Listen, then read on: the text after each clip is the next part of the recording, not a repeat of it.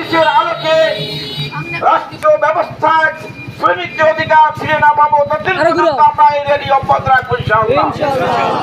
ভাইয়ের মা, বন্ধুর আমার, মালিক এবং শ্রমিক যতক্ষণ পর্যন্ত বন্ধু না হবে ততক্ষণ পর্যন্ত দেশের কল্যাণ হবে না। শ্রমিকদের রক্তের ঘামে বড় বড় ইমারত প্রতিষ্ঠিত হয়, মিল কারখানা চলে, অথচ শ্রমিকদের অধিকার ফিরে পাচ্ছে না, শ্রমিকের ন্যায্য অধিকার ফিরে পায় না। তাই শ্রমিক একমাত্র ন্যায্য অধিকার ফিরে পাবে তখন যখন কোরআন হাদিসের আলোকে রাষ্ট্র পরিচিত হবে, সমাজ পরিচিত হবে এবং ধনীদের ভিতরে ইমানি শ্রদ্ধা সৃষ্টি হবে, শ্রমিকদের ভিতরে ইমানের শ্রদ্ধা সৃষ্টি হবে। ততক্ষণেই এদেশে কল্যাণ একটি রাষ্ট্র কায়েম হবে, শ্রমিক নীতি চালু হবে।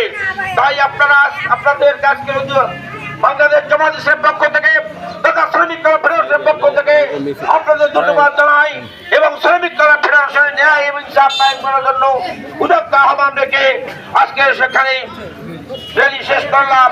আসসালামু আলাইকুম ওয়া রাহমাতুল্লাহি ওয়া বারাকাতুহু। আপনাদের জন্য আপনার আছে উপরে উঠবে, সেখানে আপনাদের আহ্বান করাবে সেখানে ইনশাআল্লাহ। আসসালামু আলাইকুম ওয়া রাহমাতুল্লাহ।